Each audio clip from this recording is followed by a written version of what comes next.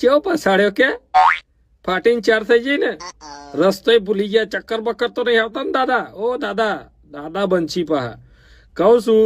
કે મારા લાલ્યાને કોઈ ના કરતો મારા લાલ્યાને કોઈ ના કરતો કે ના કે મેં તો કે આવ્યો તો કે નાસ્તા કરકે જ જાઉંગા એમ કે મેં તો નહીં જાઉંગા અને વાહ ભાઈ વાહ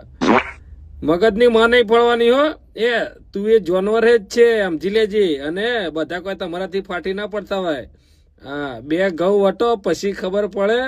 તમારાથી પડ્યા હે માથા ભારે એવું પેલી બેને ગીત ગાયું તું મસ્ત ગીત ગાયું એ ગીત સાંભળ્યું ને એટલે જ મને એમ થઈ ગયું કે હવે આપણા દાદા કોઈ આપણા દાદા નહીં ગયડા છે ને તારા જે આપણા દાદા બનીને